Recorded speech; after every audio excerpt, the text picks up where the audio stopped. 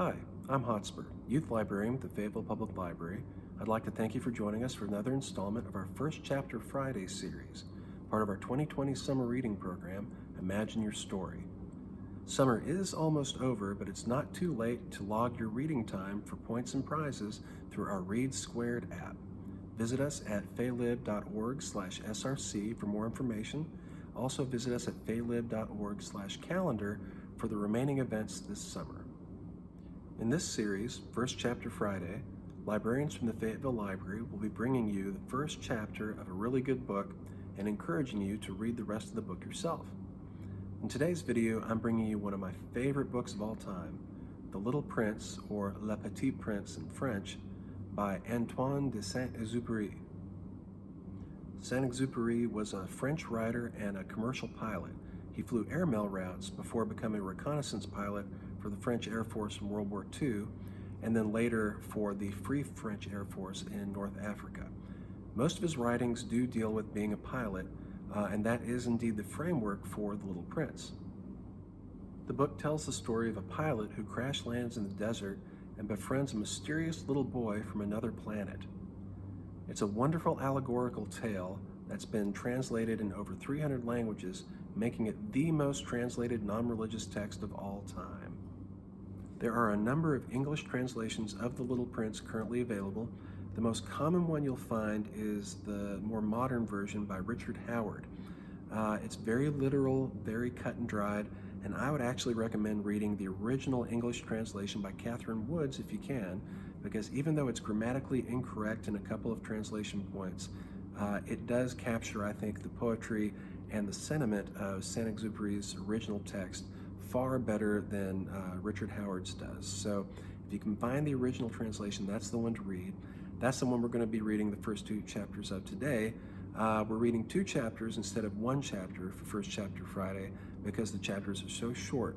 So we're going to start actually with the dedication of the book, which I believe is essential to understanding the thematic elements of the narrative. So let's get started reading The Little Prince by Antoine de Saint-Exupéry.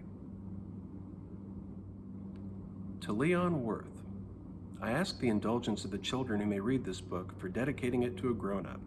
I have a serious reason. He's the best friend I have in the world.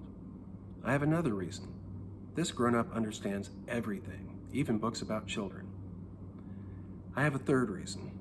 He lives in France, where he's hungry and cold. He needs cheering up. If all these reasons are not enough, I will dedicate this book to the child from whom this grown-up grew. All grown-ups were once children, although few of them remember it. And so I correct my dedication to Leon Worth when he was a little boy.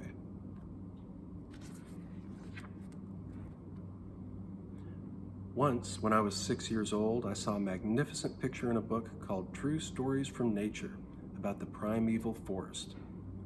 It was a picture of a boa constrictor in the act of swallowing an animal. Here's a copy of the drawing.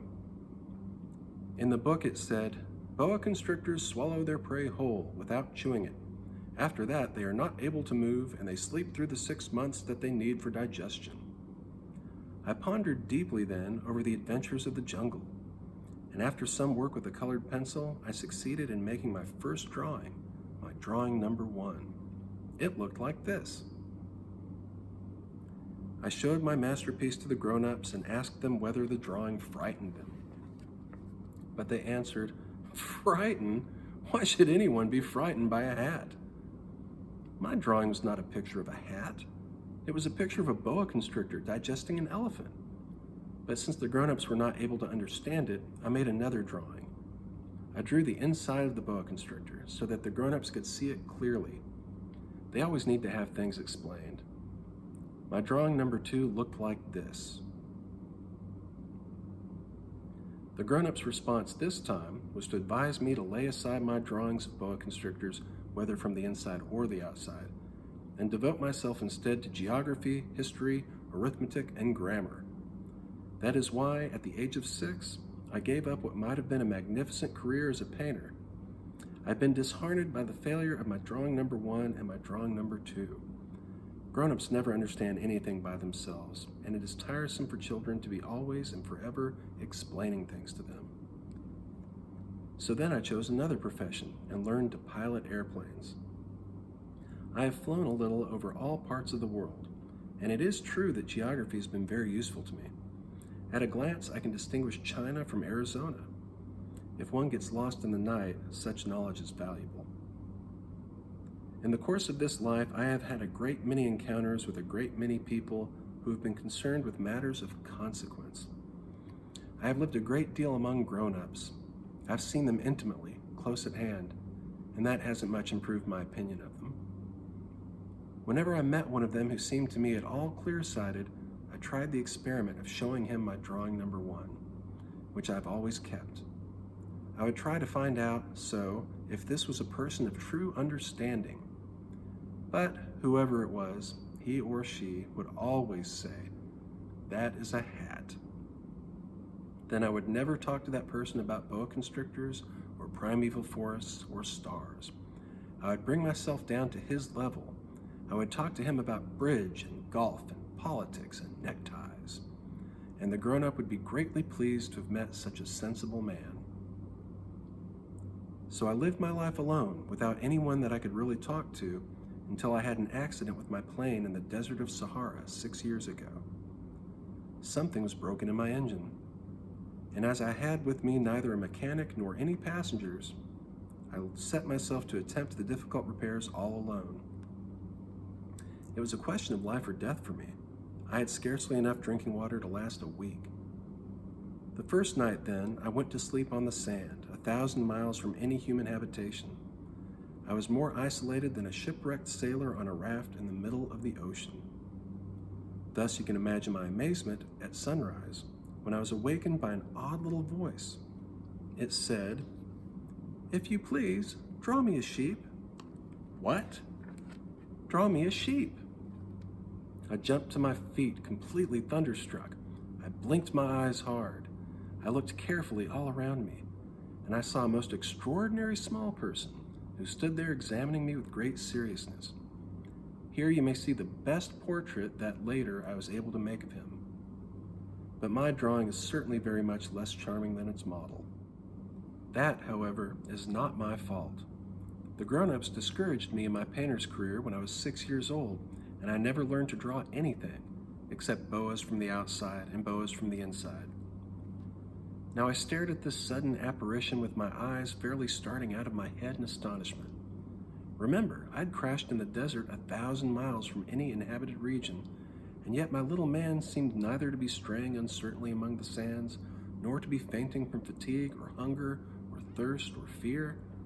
Nothing about him gave any suggestion of a child lost in the middle of the desert 1,000 miles from any human habitation.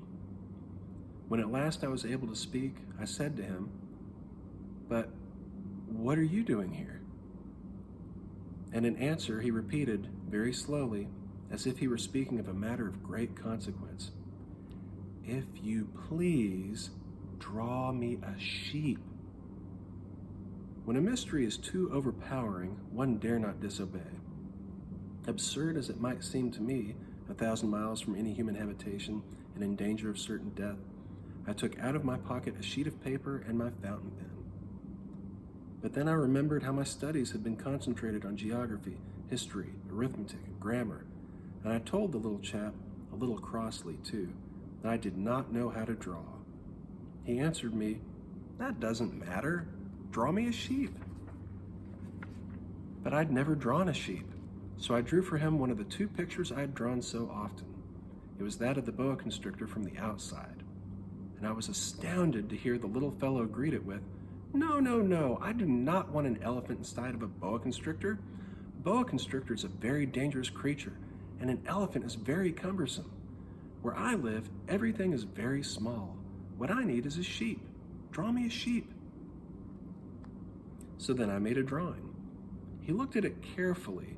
Then he said, "No, this sheep is already very sickly. Make me another." So I made another drawing. My friend smiled gently and indulgently. "You see yourself," he said. "This is not a sheep. This is a ram. It has horns." So then I did my drawing over once more. But it was rejected too, just like the others. "This one is too old. I want a sheep that will live a long time." By this time, my patience was exhausted because I was in a hurry to start taking my engine apart. So I tossed off this drawing, and I threw out an explanation with it. This is only his box. The sheep you asked for is inside. I was very surprised to see a light break over the face of my young judge. That is exactly the way I wanted it. Do you think that this sheep will have to have a great deal of grass?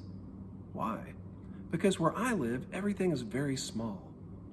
Oh, there will surely be enough grass for him, I said. It's a very small sheep that I've given you. He bent his head over the drawing. Not so small that, look, he's gone to sleep. And that is how I made the acquaintance of The Little Prince. Though technically considered a children's book, The Little Prince is so much more than that. It's a book for all ages, and ultimately it serves as a testament to the imagination and innocence that we only get to experience once in our lives when we are children.